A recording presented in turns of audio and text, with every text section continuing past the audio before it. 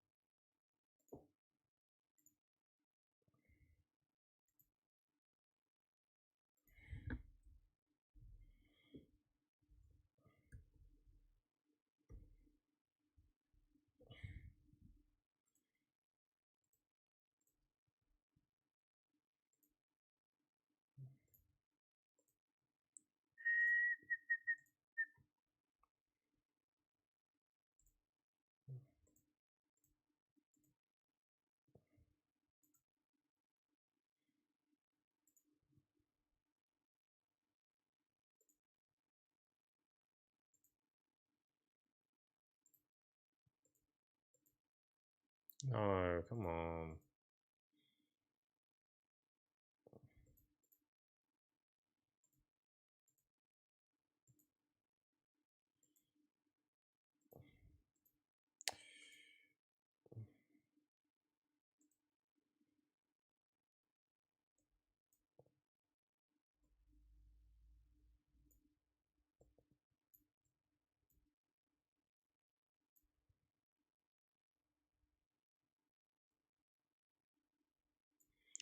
It's annoying.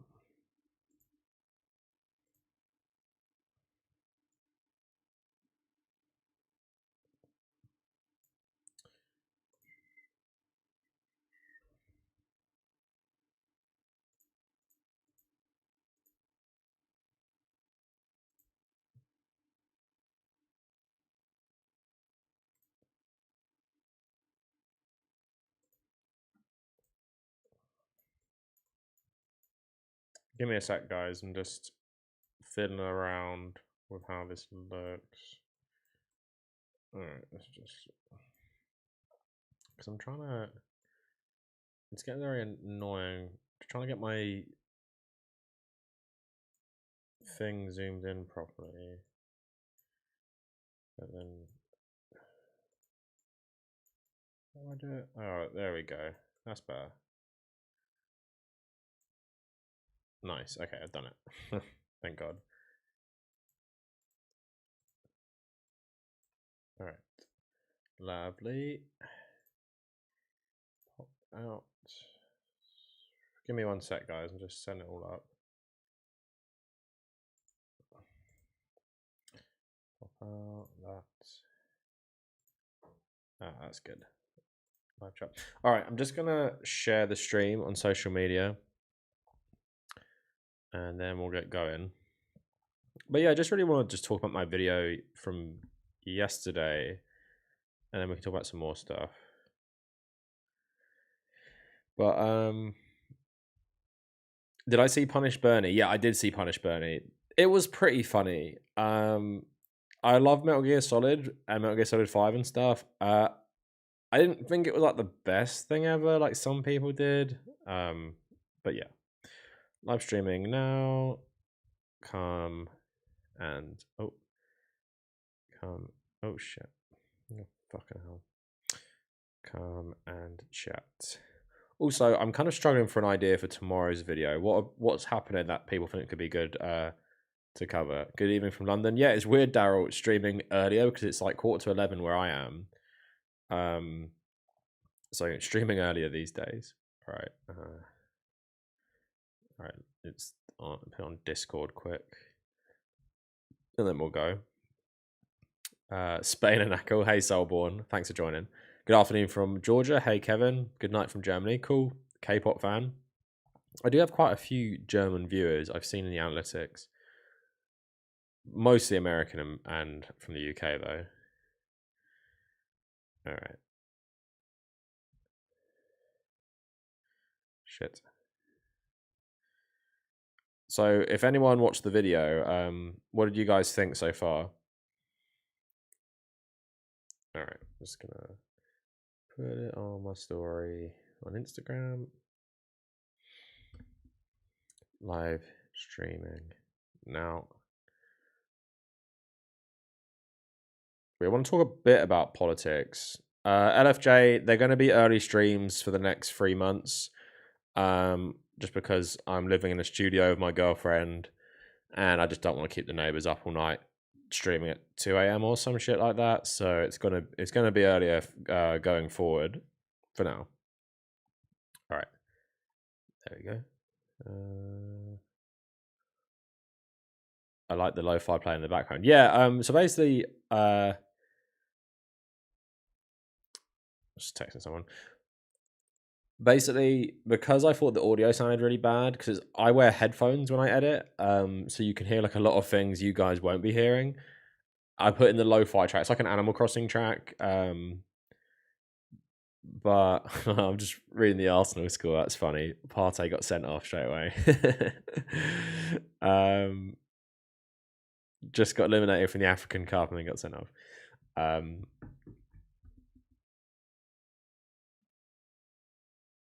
So good vid. Gary V really is a piece of shit, and he's also pretty dumb. Yeah. Good evening from France. Hey, Lewis. Good French name there. Good evening from Denmark. Hey. Hey to. Do you like Parati Christie? Do you like football? Hi from Slovenia. Oh, nice international European audience tonight, because we're streaming on a more like European time. But yeah, it's weird. Like, it's weird actually. When I said I was moving to Spain, loads of people who are my subscribers said they're Spanish, which I really didn't expect, which is really interesting. Can you cover these books that say everyone is responsible for their own happiness? I mean, I kind of covered that thematically last night. What kind of books are you talking about? Good midday from Northern California. Hey, Mars. Still got my American subscribers in here as well. What was I going to say? But yeah, today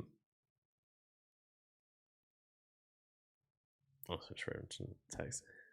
Must be nice to have a Labour Party. Red Leader, it really isn't nice to have a Labour Party. When they kicked Jeremy Corbyn out of the party, and they've just welcomed a Tory MP who voted for loads of cuts against social welfare. To tell you everything about the state of the Labour Party right now, the guy who's leading it has just gone back on all his nationalisation pledges as well. South Texas gang here. Hey, Andrew.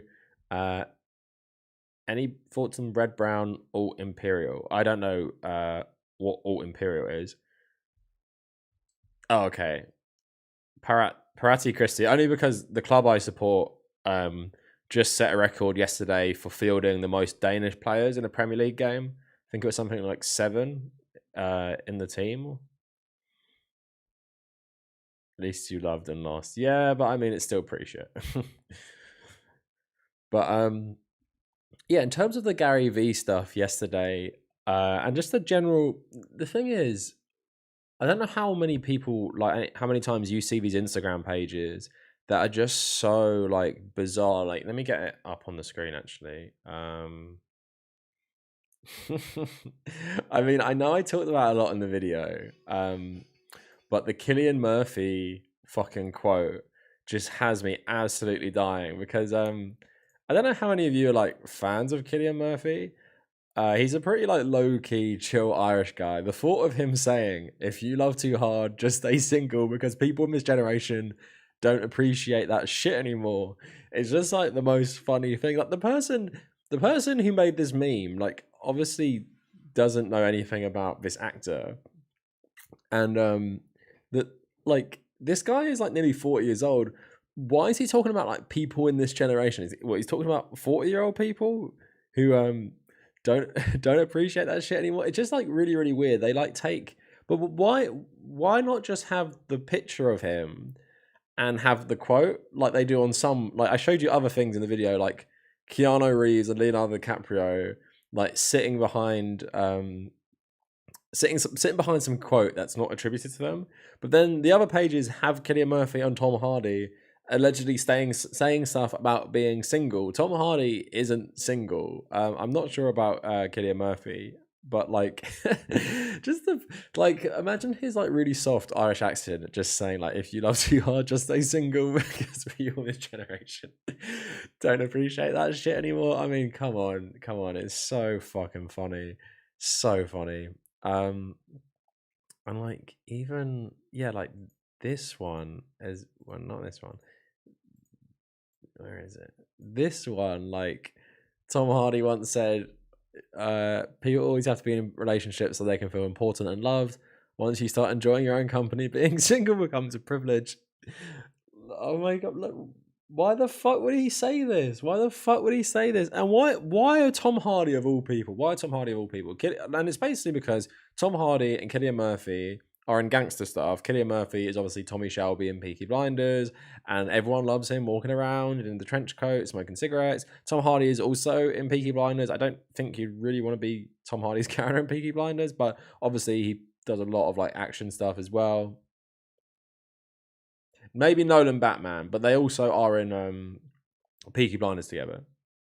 I think Tom Hardy's best performance is actually Peaky Blinders. Like, it's literally such an iconic performance, and like his scenes with Cillian Murphy are really good as well. But his accent in it, like, and his sayings, man, it's so quotable. He's such like, even when they used to get him back in season 2, just such a good such a good character. Like the Jewish mob boss that he plays. Nah, you guys are saying it's Chris Nolan. I don't think so. I think it's Peaky Blinders.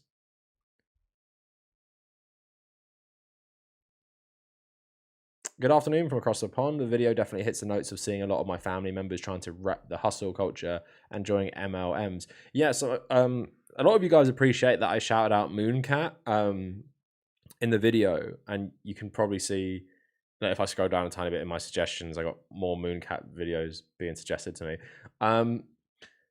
Shit, what was I going to say? They said something so relatable about Herbalife. Is this a thing in the US? So there's this one guy I went to school with, and he didn't message me, but he messaged a bunch of my friends, like asking like how they were out of the blue. And then he's trying to get them to sign up to buying Herbalife, which I think some sort of like I don't know, fitness water or some shit like that. I know they sponsored LA Galaxy. And she said it was just like so relatable. Like, is this something you guys deal with? Because my Facebook friends like circle is really small. I think I only have like 200 Facebook friends. The problem, I always say this to my girlfriend, which is funny, I'm so irrelevant on my personal social media because I just don't add people. Like, I think I follow 130 people I know on my personal Instagram, and I think I only have 130 followers on my personal Instagram, and I follow 400. I mainly like follow celebrities and stuff like that. But then on my like real Instagram, on my Kavernacle one, I have like 1.2k followers, which isn't loads, and I follow like under 200. And then on my Twitter, I have like 5.4k followers, and I only follow like 300. So, and then on my personal Twitter, I have like no followers basically because I just don't follow most people I know. It's really funny, like the contrast where in my real life, no one, because I don't really use social media, no one really cares about my social media posts. Where in my like YouTube life, I actually get like a lot of engagement and stuff. But I think because of that, I've kind of like sheltered myself from these people messaging me out of the blue trying to sell me shit, because I haven't added like, my Facebook friends are mainly people I actually know in real life, or like I would actually not mind talking to. Where a lot of people, I think, add so many different people from like university, work, school, like people they don't even really like. Whereas for me, pretty much everyone I've got on these platforms, I kind of like to a degree. So they probably know me enough not to be chasing me to make me buy Herbalife or some shit like that. What was the original one? Like the makeup thing that women used to go around and like try and sell and stuff. What was that called in like the 70s or 80s? Avon, is it? So is it Avon? I saw it in the Americans. I don't know how early it is though. AFD are the German far right party, K-pop, aren't they?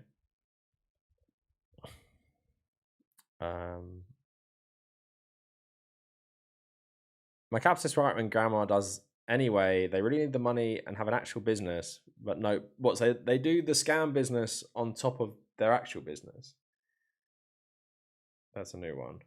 I haven't heard many people do that, but I guess yeah, if you're desperate for cash, Mary Kay, is that what it is? Herbalife and Mary Kay have a huge pyramid scheme that target a lot of poor people. Yep, Herbalife hits the Chin Kanks community pretty hard. Hey Hikmet. I did monograms for a Herbalife rep. I think John Oliver did a take on how they suck ass. Amway, yeah, I've heard of that. Why are they written with a U, like a German U? Yeah, like I don't know. Why they've wrote it like Mooncat or some shit like that. Because I think they're pretty obviously English. Also, if anyone watches Mooncat's content,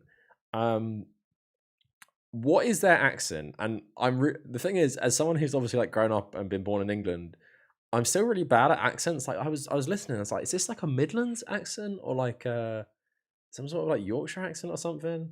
If anyone who's English and watches them, please let me know what that accent is.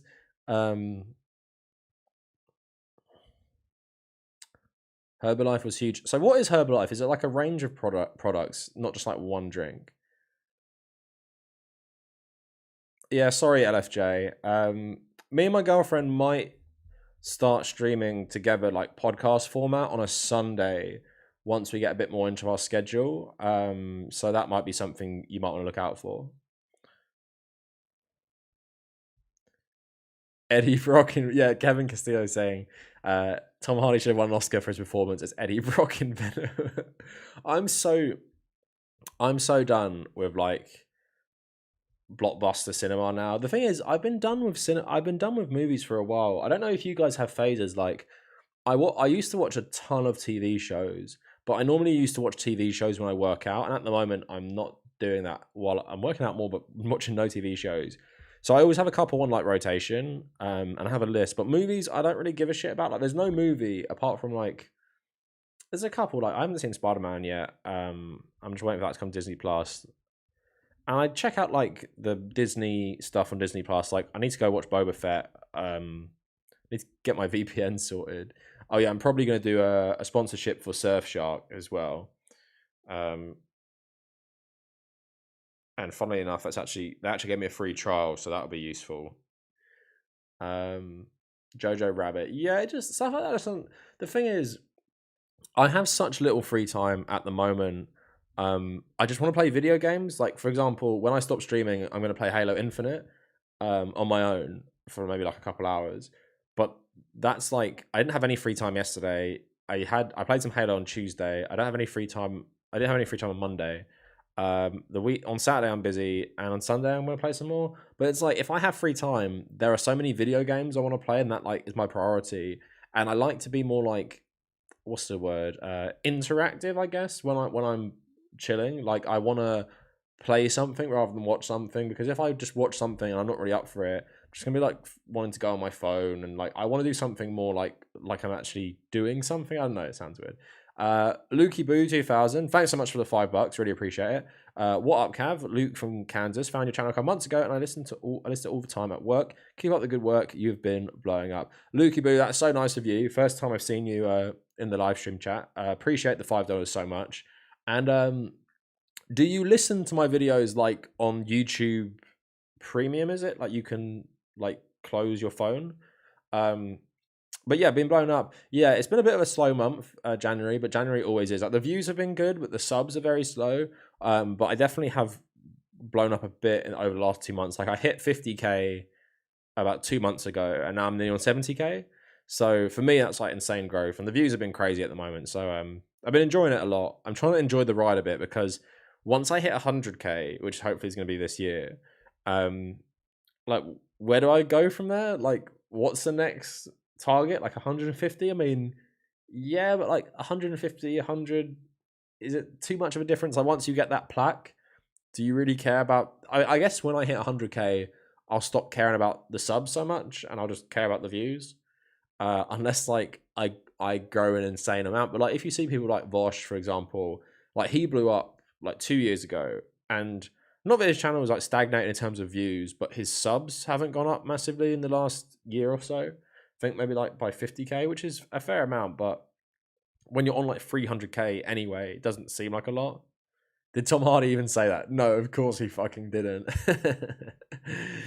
um, all of these things are not said by our people. Peacemaker. Yeah, I didn't watch the new Suicide Squad. So read some more comments. Herbalife was huge. My folks almost got roped in. So, do they just want you to buy their products and sell it? Is that basically it? And they're kind of shit.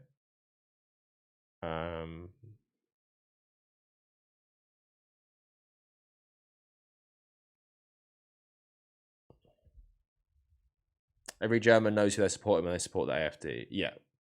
It's like, I mean, we don't have a mainstream far right party in the UK because the Tories have kind of taken the steam out of them.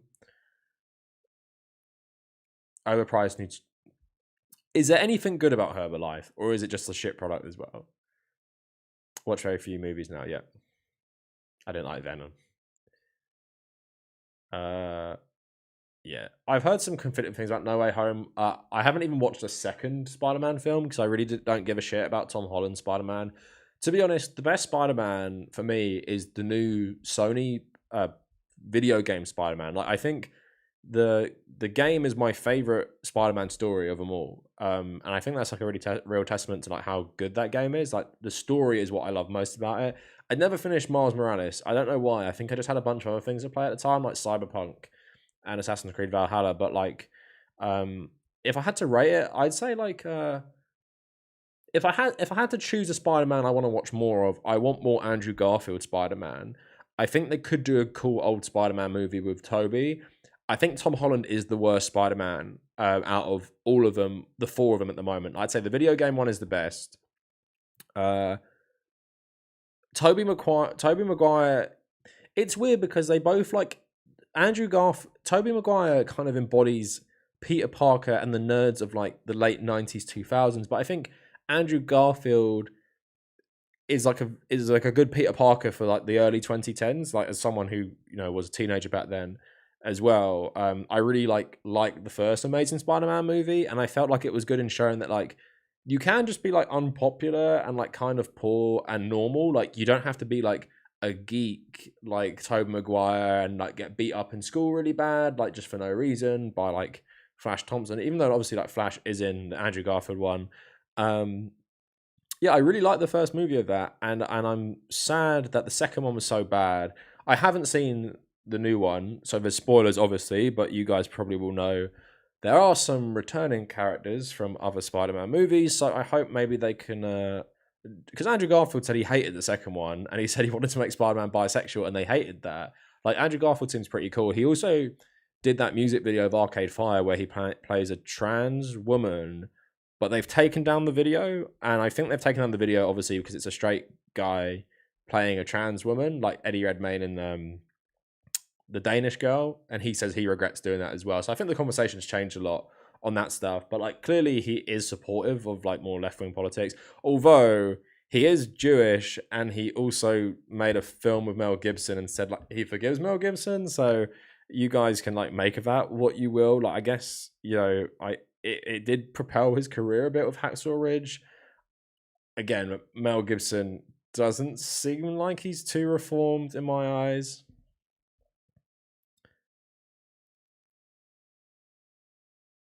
I haven't seen Into the Spider-Verse, actually. That's another one. And the thing is, right here, I've talked to you guys about this before. I fucking hate when something comes out and everyone is so lame about it. Like, they're like, this is the best thing ever. Like, God of War 2018, the best video game ever. Game of Thrones is the best show that's ever existed before, like, obviously the last season. Or shit like The Mandalorian. Oh my god, best thing ever. Although I did like The Mandalorian, to be fair. And then what's another one? And then The Spider-Verse is another one. It's like, this is not just the best animated movie of all time. It's the best movie of all time. Like, I've seen that as like a common sentiment online. I'm like, please watch more movies. Like, there is no way in fucking hell, no matter how good this movie is, it is even in like the top 100 movies of all time. Like, Into the Spider-Verse, are you fucking kidding me?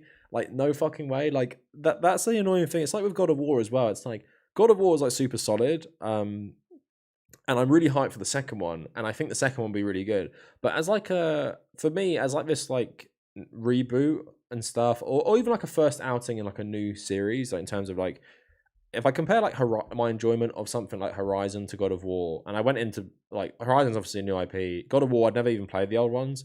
My enjoyment of Horizon was like a lot, like I enjoyed that world like a lot more, and I felt like it was way more unique. And also the gameplay was just like a lot of fun, like the hunter element. Like I loved the snare trap things in Horizon. That's actually my first video on my channel, is me like doing that challenge, and I just think there becomes like such a consensus online.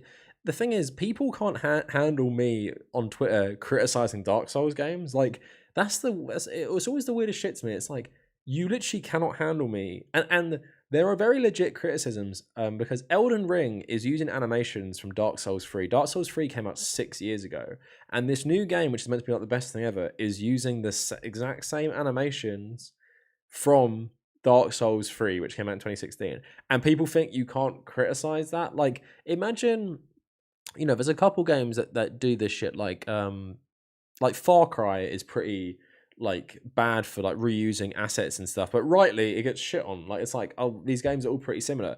Assassin's Creed changes it up like in cycles. So like Assassin's Creed 3, 4, and Rogue all use the same engine. Origins, Odyssey, and Valhalla all use the same engine.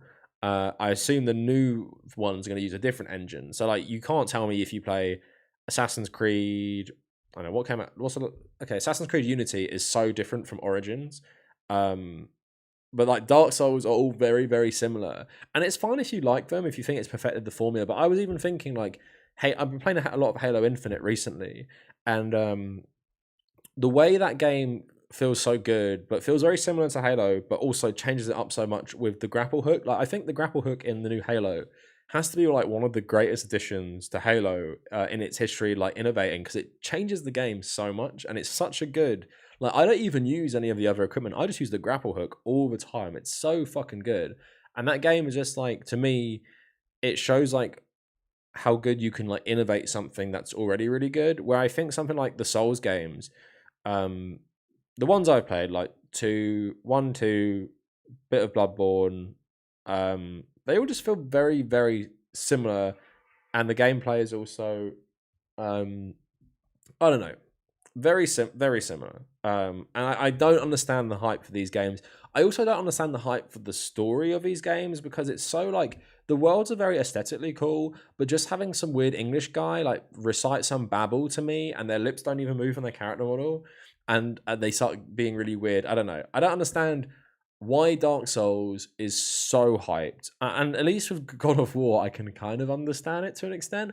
I don't understand the hype with Dark Souls. It just seems like an internet thing where it's like, oh, we're all hardcore gamers, and like if you don't like Dark Souls, you're just a bad gamer or some shit like that. And it's like I just don't like it because it just really does nothing for me. And it's just very frustrating to play as well. Like, um, I mean, it's probably like a good game to stream and shit like that, but I don't know.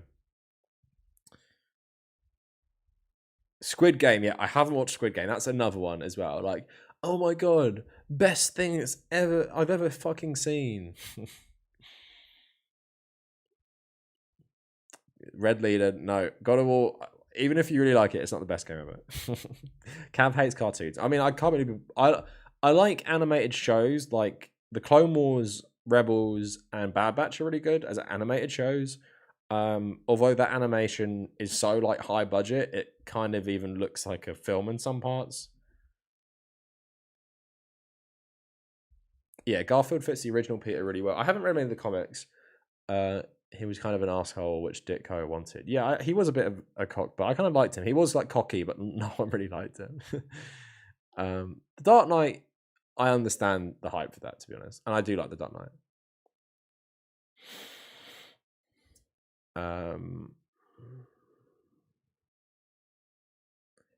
is Ditko Red Leader? Is Ditko the one who wrote?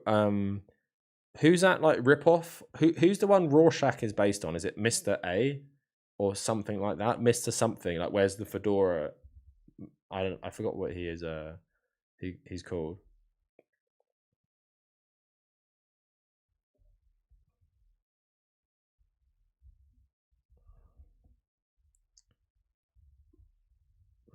My teenage niece I never subscribed to, now you've dissed Tom Holland. I like Tom Holland a lot. We come from like the same area of like the UK and stuff, but like I just don't think he's a great Spider-Man. He's solid enough, but I don't think he's the best. Cav cancels all life forms in the Milky Way. Yeah. Soulspawn fans get so easy upset. Yeah. Yeah, I like Far Cry. Like, I was playing 6 before I came to Spain, and I like fully intend to complete it. I actually completed New Dawn this year, which is like the half sequel to 5, and that was really interesting because obviously 5's ending is like nuclear war, and then it's like takes place like 20 years later with like a lot of the similar characters. I really liked that actually. The gameplay is really solid, but like I feel like Far Cry 2 had so much promise. And while I appreciated the direction Far Cry 3 took it, and like when Far Cry 3 came out at the time, it was like really cool. It's like, oh my god, this game is just like improved so much on the Far Cry formula. But now like I actually think that Far Cry 6 has gotten a lot of unfair hate, because if you actually play those games and you get like a feel for each one, Far Cry 6, like in terms of its gameplay and like the physics of like the enemies and like the weapons and even just the scale of the map, like the more populated areas, I think there's a lot going for Far Cry 6 that people don't appreciate. Like even I didn't appreciate when I first saw it. I was like, this looks like Far Cry 5. But when you actually play it, like the way your character moves in the environment, the way they handle the guns, and the way the guns feel is actually very different from 5, in my opinion, as someone who just played New Dawn, which has the 5's engine. No, I like Far Cry a lot, to be fair. I think the politics are very weak though. Apart from 2 has kind of cool politics. Sorry, I just got rid of the porn bot.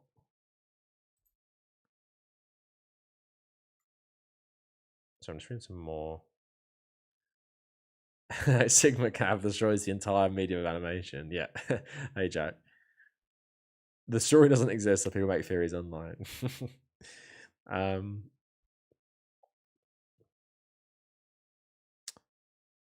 Why do you hate on Dark Souls? Right, so Dark Souls, like, I don't hate on it, but it's like gameplay is just like very, very basic, I feel like, and it gets overhyped. Like, I feel like something like Jedi Fallen Order, I don't actually like its gameplay in terms of if I wanted to make a Star Wars game, I'd use the gameplay of Ghost of Tsushima, where you have like different stances, which I think fits Star Wars a lot better because obviously a lot of Jedi stuff's based on samurai stuff. But in Jedi Fallen Order, I feel like there's a lot more like nuance to like the actual sword play in terms of like what you can do with your character, where I appreciate Dark Souls having like a lot of different weapon variety, but a lot of the time it does feel the gameplay is like pretty shallow in terms of like dodge, like whack like that, run away, and like yeah, you can do the magic, you can do the spells and everything. I just feel like it's a bit basic. I liked what they did with Bloodborne a lot in terms of it being like a lot faster paced, but it's still very similar.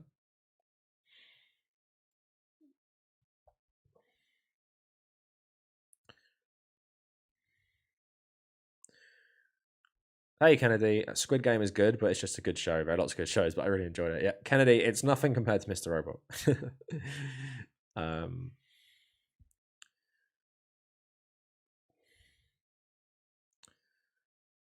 Oh, Steve Ditko wrote that. Okay, the question. It was in one of my videos actually. I talked about the question. Got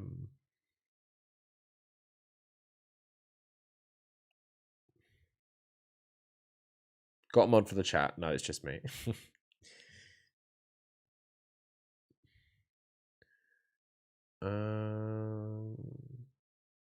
So much driving. Yeah, Lukey Boo. There was you have to really get into Far Cry 2, I feel like. It's very like hard to get into. How is Spain, by the way? Crimson Firewall asks. Yeah, it's good. Like it's pretty much pretty like standard to what I was doing, like 3 videos a week. 2 like was my second live stream. It is nice to just like go to the beach, and the weather's really nice. And on the weekend, me and my girlfriend are trying to make the most of it by like visiting places. We went to like Malaga City last Saturday, which was really nice. Seeing like the old Muslim castles was really cool. I posted a few of it on my Instagram page if anyone wants to see. But yeah, enjoying it.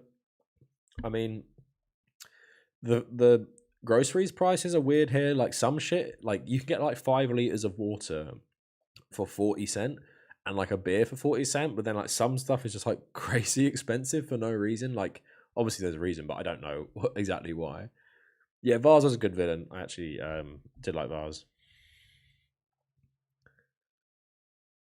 Oh, okay, Cameron said, I love your content. Just started looking at these hustle culture memes on Insta the other day and realized how ridiculous they are. And then you made a video about it. Keep up the good work. Yeah, it's like I've been really aware of them for a very long time, but then I just thought, like, fuck it, let's make a video on it today. That there is merch for an anti-capitalist show, and that's on Netflix. Yeah, I actually saw a Squid Game bottle cap opener today in a shop. Yeah, Ubisoft likes to have their cake and eat it too in regards to politics. The only games I feel like have like a very clear political message are the Watch Dogs games, especially 2 and Legion. 1 does to an extent, but 2 and Legion, you know, a lot more. Cyberpunk reminds me of Far Cry and Fallout. Yeah, Jack, Cyberpunk, which I really do like, and I hope everyone plays at some point. Because I think Cyberpunk, the best thing Cyberpunk does is I've never seen a game use music in the way Cyberpunk does. I think it's like got one of the best soundtracks in gaming, but I also think it uses its music the best in any video game. And I think like I can't talk to most of you about it because you probably haven't played it, but like if I had an in-depth conversation with someone, just the whole fake music it creates, like Johnny Silverhand, who's Keanu Reeves, his band in the game, the music that they've recorded, like it's another band has done it. It's really good like quite surface level anti-capitalist music, but it's really good music. And then there's like so much music they've made for the game and so much like lore about like different bands. But then every quest is named after a real life song. And then music that Johnny Silverhand's band have played will then be parts of the score in different ways. It's like I think like NME or some like, you know, music outlet could write, or just like even like, you know, Wired or something could write like a really good article about the music of Cyberpunk, because I think it's so good. Also the soundtrack is really good anyway, like the OST. But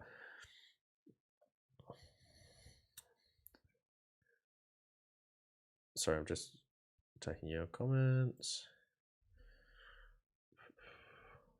Didn't want to talk about your video. I mean, I'll talk about fucking anything. I don't really care. I have been talking about the video, but I mean, David, I played about 5 hours of Kingdom Come, and I really like the setting because I studied a lot of like Bohemian history in uni. The game was just so hardcore. Like I could not do the fighting. I just kept dying.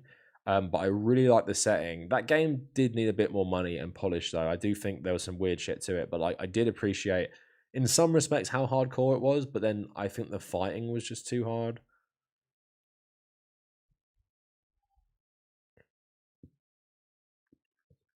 Just Cause. I mean, I liked Just Cause 2 and 1 a lot. Kind of like just hard, quit, free, never touch 4. Yeah, Mr. Robot is a class in its own. Yeah. Red Leader. Who at PlayStation Access? I actually went to university with someone at at PlayStation Access. We worked on the same entertainment magazine. We were like mates. My girlfriend was better friends with her. Like we got on well enough. It was crazy when she got hired for PlayStation Access though, because I've watched them for fucking years. I used to watch them in uni when I knew her, and then she went and worked for them like a year ago or something. But is that Rob who thinks it's easy? I know they're all big. Also, Nathan, who works PlayStation Access, his wife is a really horrible Guardian columnist who always gets dunked on, like a really horrible liberal Guardian columnist. H Bomber Guy is a soy boy. I mean, I don't really watch his videos. So, are you learning Spanish? No, I'm not. I wish. I mean, it probably makes more sense if you're half Mexican. I'm only staying here for a bit though. Oh, okay. Animal made DC promise not to make comedian pins to Watchmen, and they did, which why he refused to watch work with them. Yeah, that's pretty interesting. Like, how did HBO get the rights to Watchmen? Did he let them do it? Apparently, he hates the show anyway. 40-cent beer, time to move to Spain. Yeah, yeah. Kingdom Come's history is fucking sick. Like the lore and the history is really cool, but the gameplay I find very hard. Yeah, Cyberpunk's getting a PlayStation 5 upgrade soon, so I'm gonna start it again when that comes out. Go to Switzerland and you will never think things in the EU are expensive ever again. In England, groceries are really cheap. Spain is quite similar, but there are some things that are like, oh, that's way cheaper and that's way more expensive. I'd say like drinks in general are a lot cheaper here. A lot of other stuff is very expensive though. Milk is cheaper here as well, but it tastes like shit. Yeah, Mr. Trolley, the one that sings pom pom shit. That's the best one. Oh, nice. Omni's got Cyberpunk and he's enjoying it. What's he playing it on, Kennedy? His PC. But yeah, I fucking love Cyberpunk. Yeah, George. I've even heard about really bad crunch on the new Lego Star Wars game. Resident Evil is interesting in politics. Yeah, like the anti pharmaceutical industry stuff is really cool. But people who say like Resident Evil isn't political or some shit. I mean, like it's not like the craziest politics, but it's obviously in there.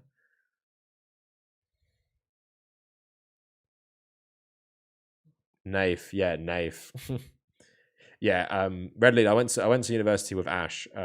We were like we were on the same entertainment magazine at university. Yeah, like I said, her and my girlfriend were better friends, but we got on really well. Like she was always like super hardcore into games because I was the gaming editor for the magazine. She was the deputy editor. So like she just like really loves Mass Effect, but then she's like hardcore. Like she completed all the Valkyries in God of War, and I like messaged her and I was like, oh my god, like that's so crazy.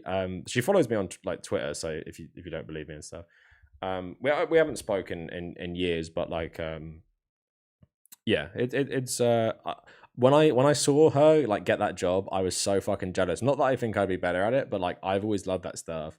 But she's just like, I guess for that type of role, she's like a really good fit, I think. But yeah, it's really fucking bizarre to see her Instagram stories, where she's hanging out with Rob and Dave, and I'm like, I've just watched those people for so long, and now you're just like best friends with them. It's so fucking weird. But yeah, I'm happy she's doing well. Like, it's a fucking sick job. It's just weird, like she's just streaming on PlayStation Access, and I just watch it for a bit, and it's just her and like Rob or something. And I'm like, so weird. I've watched Rob for so long. But yeah, Nath Sarah Dittum, that's her name. Horrible columnist.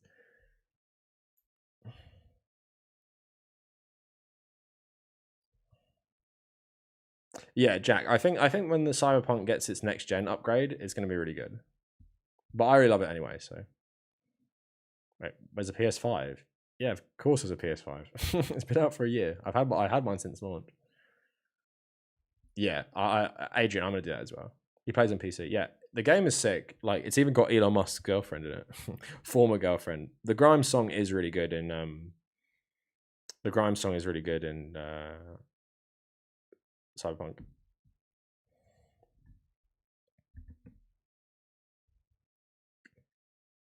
Moon before? No, someone else told me to watch someone called Moon. Yeah, Tom Hardy was pretty good as Bane, to be honest. Ash's hardcore live addition to the team. That's got to be surreal. Yeah, Dave's so funny. He seems so wholesome.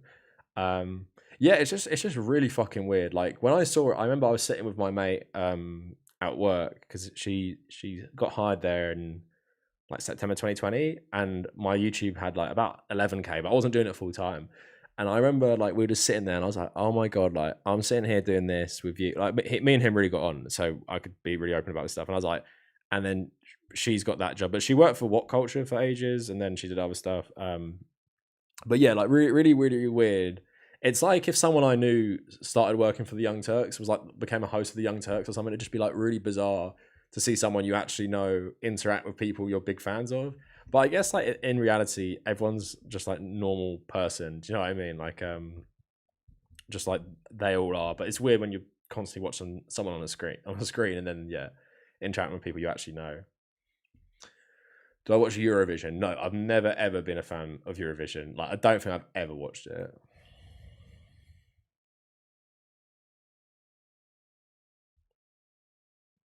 Yeah, George Bailey, the company that made Dead Cells, is a worker co-op, so it can be done. And it's like if people, the problem with crunch is not necessarily like everyone. If you ever work on stuff, sometimes you just got to like put in a bit more work.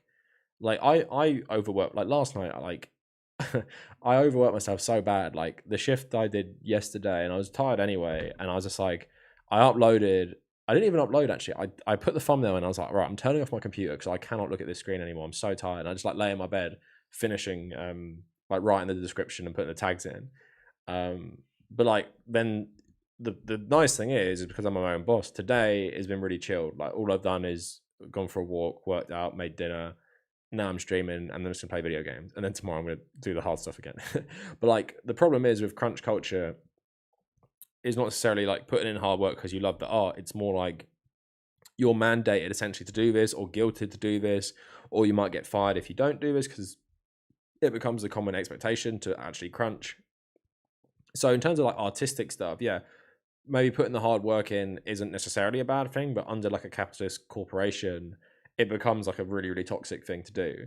And also, like you've heard stories where people will put in more work, and then people who don't do it will be judged on that. Like you've only worked your like 40 hours a week. Why didn't you do 55 like so and so who did 55? And it becomes like an expectation that you have to do the same as them.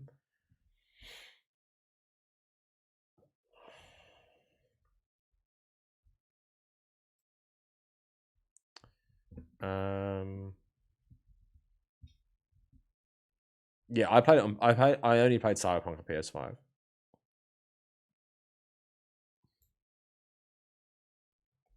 Yeah, Kennedy. Some grime songs are good, like the Mr. Robot one and the Cyberpunk one, but she's obviously like a really weird person. Yeah, it must have been weird getting hired. Yeah, it took a year till she was on camera, then with her full time. Yeah, I think she spoke about that on Instagram a bit, just saying it's like weird to like quit a job where you were doing it remote and then do a new job. Obviously, she had to move around as well, like change cities. I think from like I think Newcastle to Bath. Um, but yeah, like I've had loads of my friends like get new jobs during the pandemic and like never meet their colleagues. For me, that'd be totally fine because I don't even want to make friends when I have a job. Hopefully, I never have a job like a real job again. But like I know to a lot of people, at least the silver lining to work sometimes is making friends.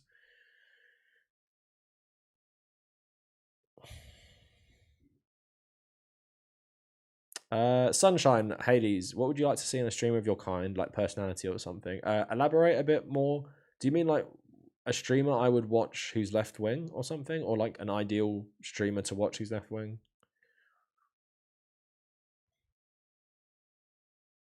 No, I haven't. Blue Barrymore, that is probably like bottom of my list of a movie to watch, to be honest. Do game developer workers have a union? I don't believe so in America yet. Does anyone know if I think game developers in the UK fall under a different union that isn't specific to games. I forgot what it's called though. Yeah, Chris, man, like the price of Battlefield 2042 was like insane. It was like £80 or some shit like that. I'm like, I'm not fucking buying that. Like, I'll pay 70, £80 for something like Horizon Zero Dawn, which, you know, is like, took like, 5 years to make, obviously has loads of Sony money pumped into it. You're going to get like a quality experience. Fuck paying 80 quid for Battlefield 2042 is garbage cash grab that's not even finished. Or even Call of Duty. Like, I wouldn't have bought Call of Duty. Because the thing is, someone gave me the new Call of Duty, and like I was thinking about it on my Xbox, which I brought with me to Spain, and I looked at the price. I was like, £80. I was like, fuck that. Like, it's just too much. Like, and I know I would probably get my money's worth out of that. Like, I think all these things I spend, like I'd spend 80 quid on or some shit like that. But at the same time, in that moment, you just don't want to pull the trigger. I really hope they're not charging 60 quid for the new Pokemon game next week. Like, I'll buy it for 50 or maybe even 55, but like 60 is just like, come on, not 60. Like, it was 50, 55. I remember I bought M55 maybe in 2014. I think that's when they bumped the price up for the PS4. But yeah.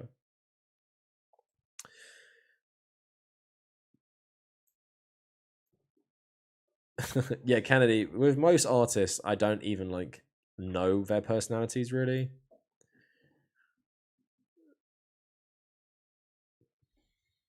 Yeah, but Blue Barrymore, I think that's the problem, isn't it? That people do get judged.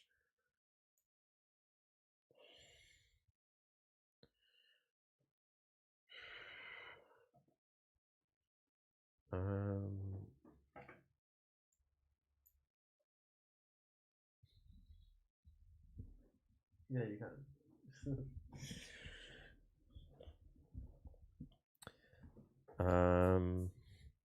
Oh, Dice is the only unionized studio.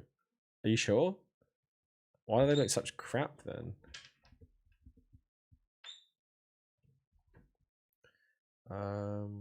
Hey, Lucas. So just reading some more stuff. Yeah, Blue Barrymore, Cyberpunk sick. I'm telling everyone to play it. That's why we're talking about it.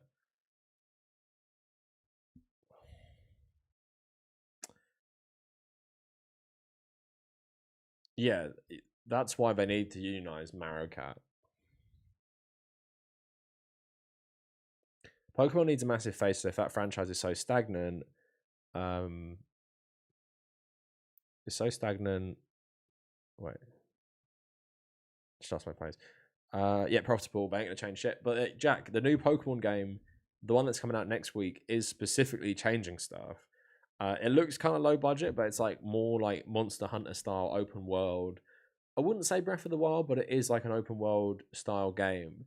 So I'm willing to give it a chance because I've got so burnt out on Pokemon. Like Pokemon has its charm, but just the fighting system can be just cheesed so easily, and you can just grind your characters so easily to really just wipe away the competition. I didn't play the last one, but I am hyped for this one. I'm not going to buy it if it gets bad reviews, but I have been looking at it. I'm like, I do think this looks quite cool, so I might buy it next week.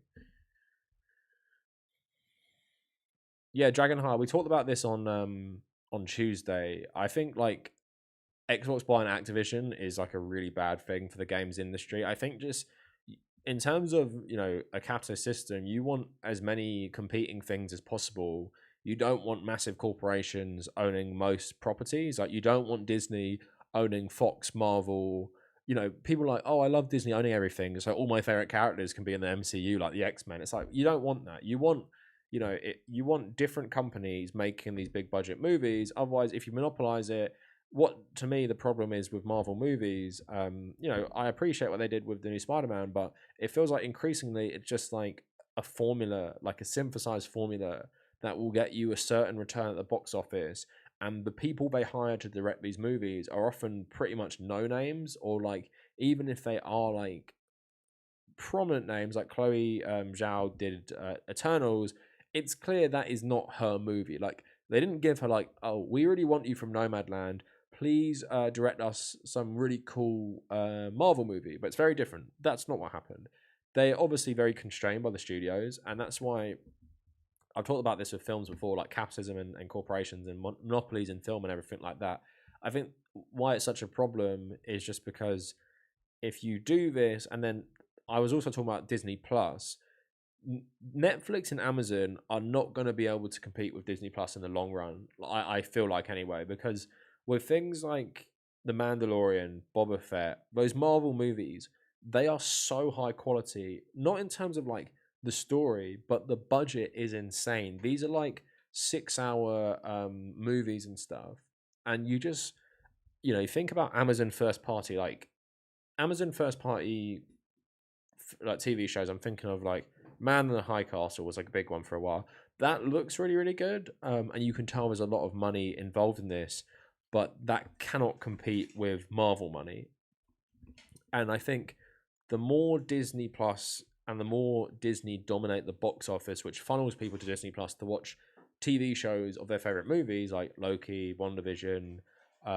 You've got other stuff coming up as well, and then what was I going to say? Yeah, I think that's just something that Amazon and even Netflix in the long run won't be able to compete with.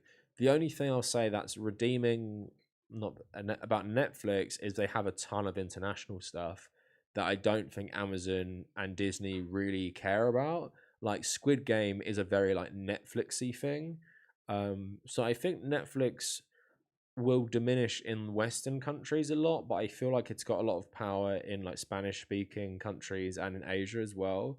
But it does suck that like now the problem is it's two things, isn't it? It's like with streaming services, I both don't want like a few amount of them, but at the same time, I also don't want to pay for loads of them.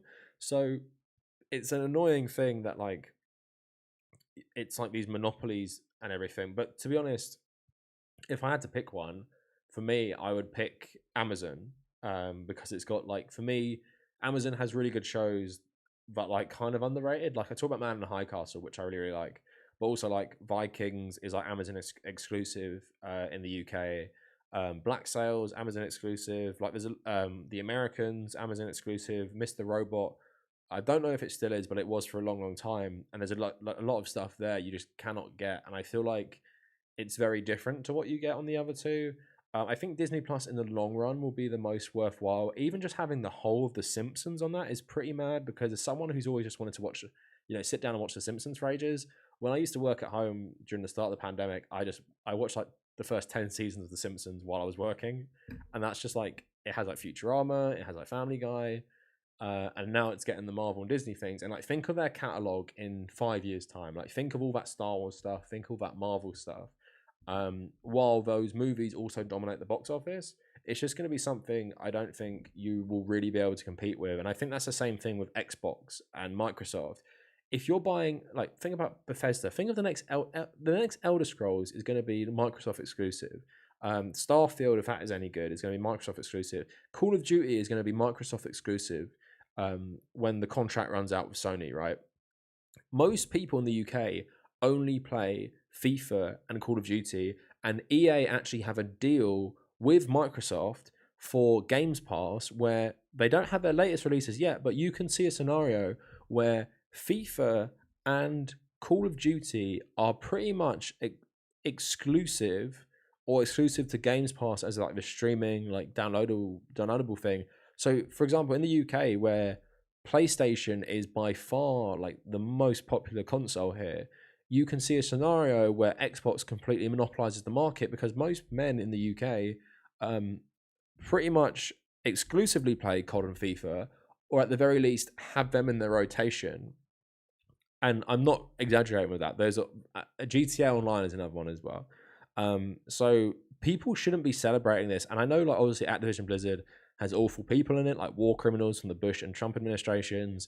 Obviously Bobby Kotick and the awful abuse the workers have suffered. But a lot of that abuse stuff is not, like, even though it might be not one of the worst examples, it's not just relegated to Activision Blizzard. Like, there are Xbox aligned companies and studios that have horrible crunch.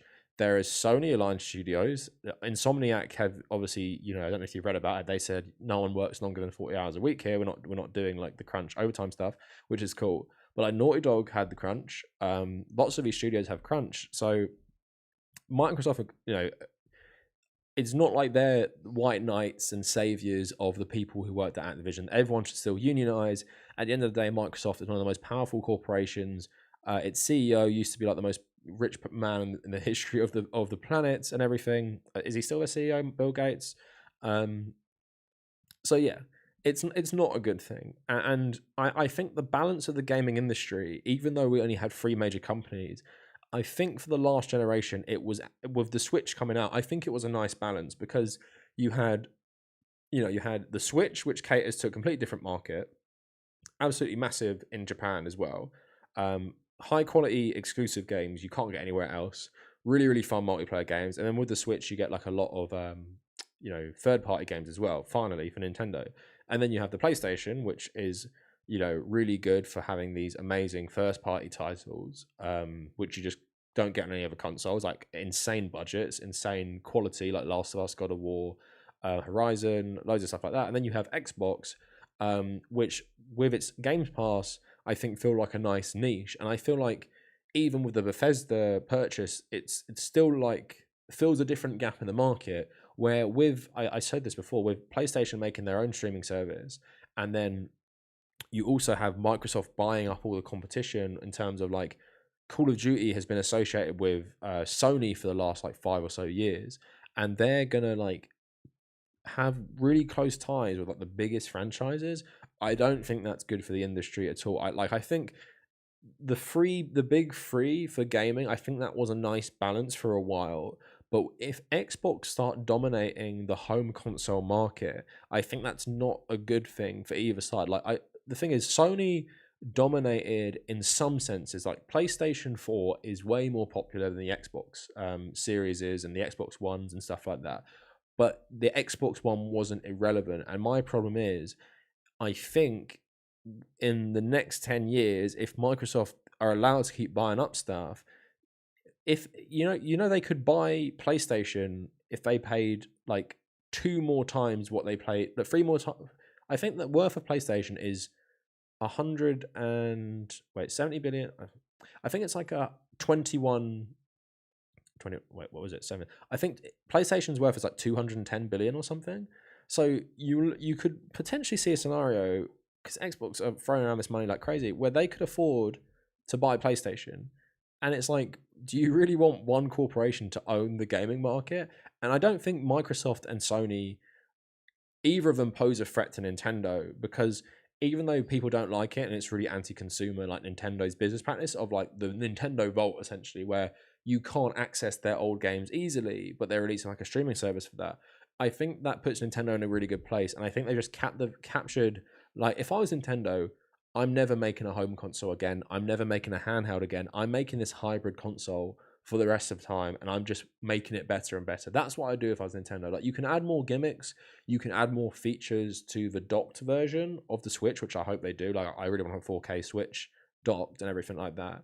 But at the end of the day, they have their own weird little, like, I wouldn't call it a monopoly, because it's not like they dominate it because there's no other options. There are other options, but they've just never been able to go toe to toe. Like the PSP, as good as it was, couldn't really compete with the DS. The 3DS even had a bad start. The PS Vita could not compete with the 3DS, and the Steam, what's it called? The Steam console, the handheld. That's not going to be able to compete with the Switch either. It's just like the Switch is like such a like jack of all trades. I don't think Microsoft is a threat to the Nintendo at all. But I think what we don't want to see in the gaming industry, I'd love more consoles which have better features, maybe not as much exclusivity. Like, I wouldn't mind certain companies making a comeback, making consoles where they might like have their own cool first party titles, because at the end of the day, you, as sucky as like capitalism is, you do want more competition. So there are options if you don't agree with a company. Like, if you don't want to buy Microsoft stuff, you can go for Sony.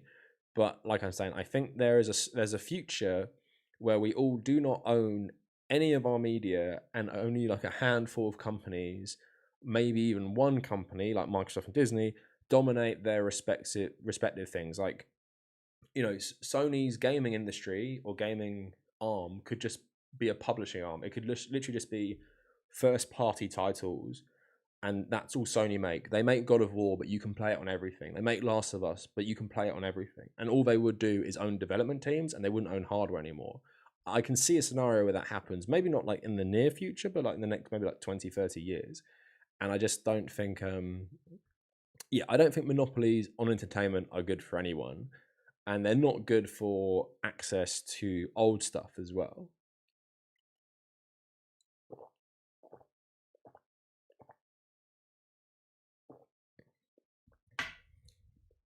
All right, so take some more comments quick. Sorry, I went for a big rant there. How long are we going? Just an hour. Jack 2 was cool, actually.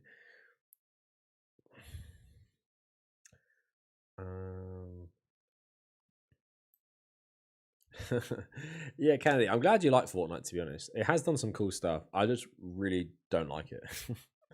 But like, I haven't even put much time into it ever. I think I played like 2 matches of it, and I just didn't really care for it.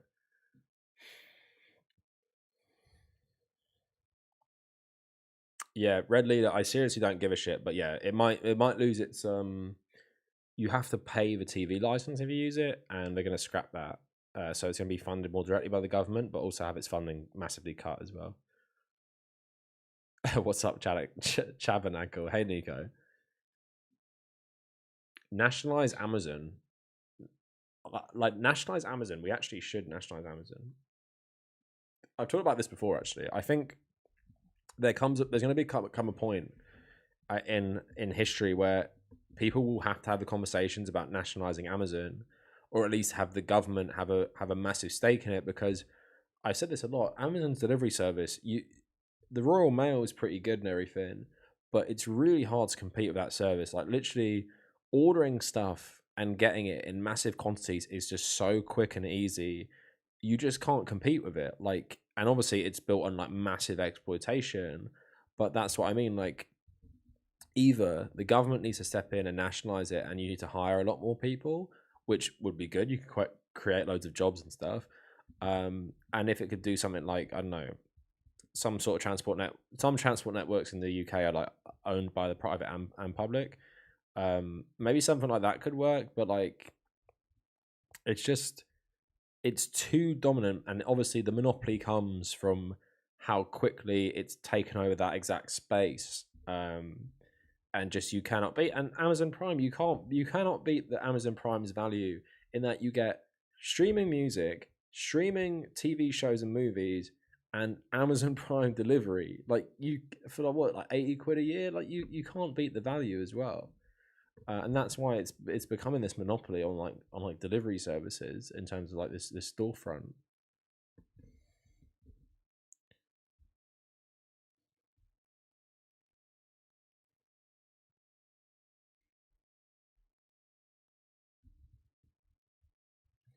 Um, the socials are probably of Microsoft. Yeah, someone's saying it's about antitrust. There's this lawyer I subscribe to on YouTube, and I'm gonna watch his video about the Microsoft thing because I really want to know, does it border on being an illegal like acquisition and stuff? Oh, sorry, I'm just getting all my stuff back up. I accidentally minimized it all. Love your content. Thanks so much, Chris.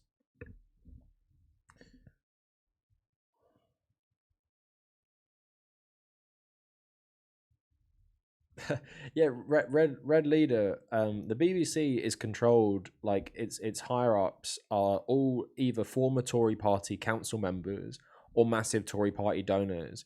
Their coverage of politics has been a disgrace for the last 8 years. I don't give a shit. Like the thing is, the BBC pounded to the government and they lost. The government will always think it's not pro government enough, and now the government want to scrap it in its modern its modern version. Like the BBC can go go fuck itself. I don't give a shit. I literally do not give a shit. Like they've made their bed. And maybe if we take away the myth that it's somehow impartial and it actually is just like Russia Today, or it's like a state affiliated news thing that is designed essentially to do propaganda and stuff. Not saying everything on Russia Today is like bad because of it, but like obviously Russia Today, if you ever watch it, it's quite like pro anti-Western nations. Like Russia Today is pretty pro North Korea in a lot of its coverage. Obviously very pro Russian. But yeah, let's not pretend the BBC. It's impartial if you think the center is like, I don't know, like center right or some shit like that, and it's not impartial. It's all its anti-trans shit it's been posting lately, all its coverage about Jeremy Corbyn, like its framing of all of that stuff was a disgrace. Yeah, the BBC can get fucked. I don't give a shit. The only people who care about the BBC going are stupid liberals who still think like, I don't know, Keir Starmer is going to save the fucking UK or something.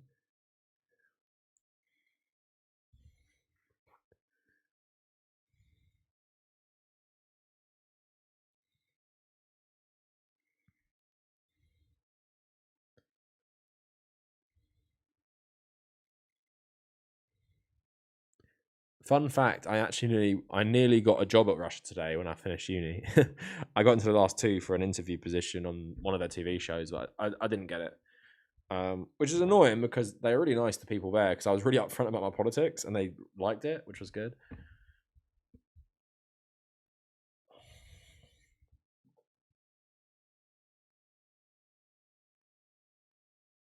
George Bailey, nearly all of British media is owned by billionaires and right wing billionaires at that. I literally cannot give a shit if the BBC goes more mask off right wing. This country's already fucked.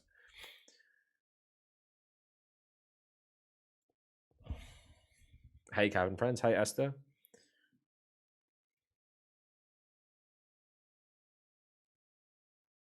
Do you have to pay taxes for the royals? I mean, there's no specific royal tax. But yeah, the taxes do go to a lot of royal stuff. Yeah, Hikmet, exactly. Yeah, Chris, it was just a massive smear campaign about him being an anti-Semite because he was anti-Zionist, basically.